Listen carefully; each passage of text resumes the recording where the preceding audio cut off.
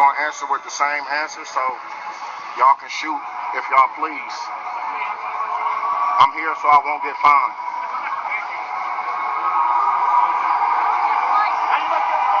I'm here so I won't get fined.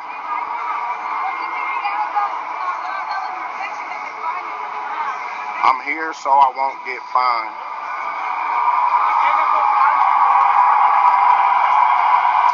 I'm here so I won't get fined. I'm just here so I won't get fined. You sexy too. Marshawn Lynch here making a special appearance on Mostly Sports Talk. Today's answer was, y'all know why I'm here. I saw him on TV. Did you really? Yeah. Yeah. He said, well, so one of the questions was, well, don't you feel the need to talk to the fans, to reach out to the fans? The fans want to hear from you. They know why I'm here. Listen, if you are a running back in the NBA and you do things like this, he's had 150 more touches in the past 4 years than any other back, and he has 1,454 touches in 70 games. That's 20.8, and for the NFL, that's a lot of touches. A lot of his work comes after in his playoff games alone. 2 playoff games this year. 21 missed tackles he's caused. 4.9 yards up the middle, and 4 yards after contact. Now, Cobb, when you do that, you can do as you please. Wow, that to me, that is something. Which begs the question, Ken Allison. Sir? Who is the toughest interview you ever had? Wow. I don't know. All the people you've interviewed in your star-studded career, who is the toughest? Who is the person that you interviewed you were like, I can't wait for this to be over? I can tell you, I have, Norm Van Brocklin. Okay, I've heard that before. I've heard that from other people. When he was, when I was working at Channel 4, Van Brocklin was coaching the Falcons, yeah. and they were at Furman. Yeah, they had practice preseason. at Furman. Preseason. Yeah, camp was at Furman. Okay, so we had to go out there every day. He's answered every question in the past 40 years he could ever answer. He was not a nice person to begin with. Right. He didn't like having to do what he did. And I was, and so Jim Phillips said, well, Ken, I noticed you bringing in these answers that somebody else, you've got to ask a question. I didn't want to ask him a question, I'm sitting back over there, my little microphone's up in front of him with Channel 4 on it and that kind of thing. And so I finally said, Coach, you're playing tomorrow night or Sunday or something. You're about to play your first preseason game.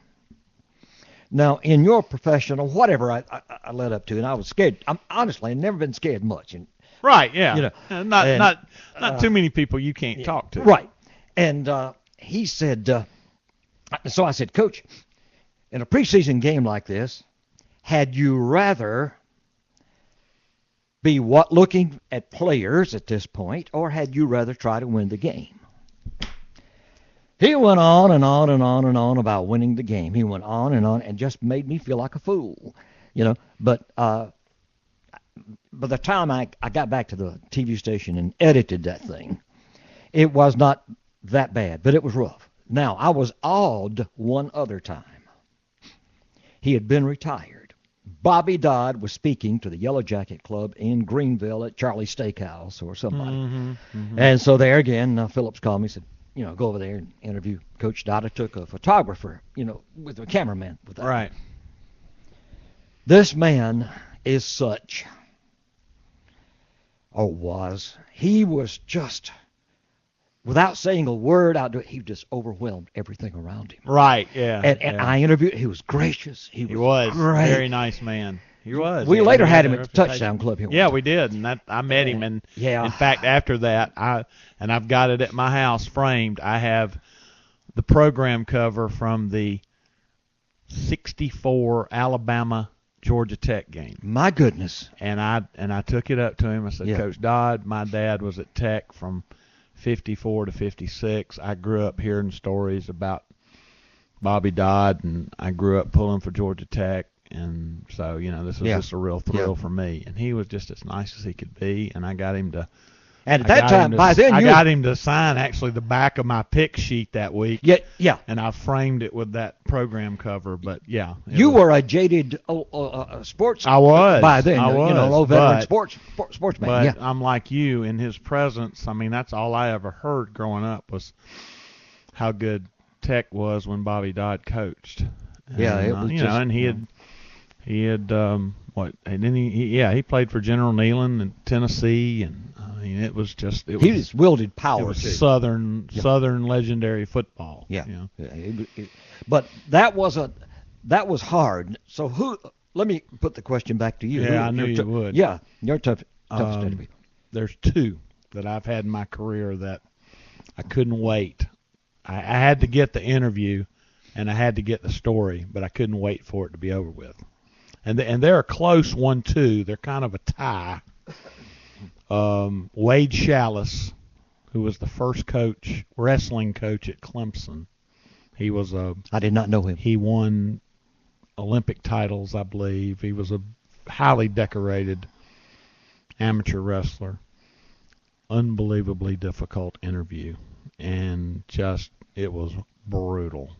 And I hated to even go down there and talk to the guy, but I had to because I was the sports editor of the student paper, and you had to deal with him. But it was brutal.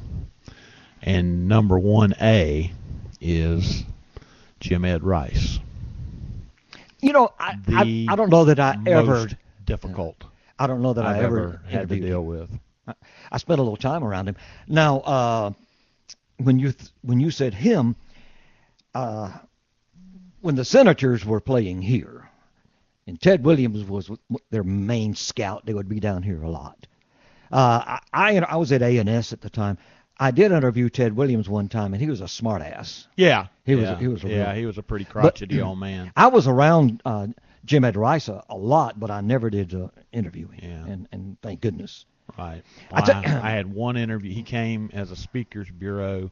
Clemson had a speakers bureau, and they had different people come in, and he was one of them. Well, and the guy that had that speakers bureau walked out before we walked in and said, "Good luck." Really? So that's the most arrogant guy I've ever met in my life. Now I had a guy who came to coach boys high school in Anderson when I was in the 11th grade at boys high school. A guy named Bob Patton, and Bob's kind of a legend. Bob was a great high school coach. He later coached both he was from Clemson. I'll tell you a little story about it in a minute. He was from Clemson, and he coached up there with Coach Howard, and he ended up some way down. He coached at Daniel, too. And he ended up some way at Carolina, and then whoever was there got fired. He was afraid he was going to have to come back. He didn't want to go back to high school here. This job had come back open in Anderson. He ended up at Vanderbilt, and later was one of those guys that died while jogging. But he was a great guy. All right, so I'd been out of high school 2 or 3 years, and I was interviewing up at A&S. The way this worked then, how cooperative coaches were then, on a Thursday evening, he would come to the station after practice. Between the time he would have had the team out there a little bit and the JV game, if the JV game was in town, mm-hmm. He'd come up to the station. And I was interviewing him, and I said, "Now, Coach, I'd like for you to explain to our listeners, if you would. We hear about this and that." I said, "Could you kind of explain what a trap play is?" Mm-hmm. He looked at me, and he had been at Boys High when I was. He was my study hall teacher, so to speak. And he said, "Ken, now you know what a trap play is. What's the matter with you?" And he was giggling silently while he was doing this. Great sense of humor, but you had to be careful what you ask him. But there were some other people off the top of my head. I can't remember, but I did a lot. Oh, Mickey Mantle. This was a Sunday afternoon, well after retirement. Wow! And he was at the dedication of a golf course in Chester. Phillips again said, Ken, need for you to go up so-and-so, so-and-so. Mickey Mantle's going to be there and get some film on that. So I got in my car on a Sunday and rode up to Chester, South Carolina. Exciting place, Chester. And strangely enough, I was kind of worried about him too. But he said, I'll answer any question you guys have except about Ball 4. The book that the Jim Bouton wrote. Bouton had written, right, and right. didn't say some nice things, right, about. By the way, what he said basically was true. Well, yeah, but anyway, and it's interesting that in my career, of course, I've been on the air with Dan Scott, and I've actually had the chance to, with Dan, interview Jim Bouton. Have you really? And okay. And he was a pretty regular guy. It was a lot of fun to talk I read the to. book. Yeah, I did man, too. It was great. Yeah. And it's been so long. It's one of those I probably need to go back and reread, because I remember just laughing the entire way through it. I mean, it was it was one of the first real tell-alls about Major League Baseball, and it really pulled the curtain back on a lot of stuff. Yeah, it did. But until that time. But man, Ted Williams and Mickey Mantle and Van I Brocklin. guess you've had the chance to talk to Henry Aaron too. No, I have not. Never have me talked either. to that man. He came to Anderson one time, and I covered the Anderson Braves, and I was the only one that covered the Anderson Braves, and all I wanted was a cover sign. Yeah. And he wouldn't sign anything, so it kind of, Back in the day when I was at A&S, crushed me. Yeah, I understand. I was at A&S. They the Braves had what they called the caravan. Yeah, They came around. yeah. Okay. With And, nothing players on the caravan. I've got right over there a baseball among the people signed Hoyt Wilhelm. Yeah, okay. I've heard of Hoyt Wilhelm. Have you? And Sonny Jackson maybe. Sonny Jackson. And Nakahoma. Who used to manage the Anderson Braves. Yes, he did. But talk about Nakahoma. Yeah, you talk couldn't get about away with that nowadays, could you? Non-PC there. Yeah, Nakahoma. Run around, run out of the the first base dugout, dance around the pitcher's mound. Yeah. Hail the Great Right. Spirit, and then run to left field and get in your teepee. Yeah. Oh my goodness! How do you do that, man? And remember the big Indian that stood in the left field? And his arm would go when they hit a home run. I forgot who it was. One of the players said came there. I don't know if it's a visiting team, a first time for a young out in the outfield. He said, turn around and said to somebody, "Hey, there's Big Frank." Talking about Frank Howard, the baseball player, not the coach. Right. He said, "Hey, Big Frank, how you doing?" He said, Big Frank never did speak to me. So these guys have a great sense of humor. Well, remember that. I mean, and they had the teepee sitting in the left field stands, and then finally the Braves had a year. It was '82, I think it was. Yeah. Where they started winning, and management decided, you know what, we need those seats instead of the teepee. Yeah. So they took the teepee down, and they started losing. Yeah. And they went through this massive losing streak. And they ended up going back and putting the teepee back up, and I think they ended up winning the division. But it was like you messed with the karma and the great spirit, and you almost screwed up. Yeah.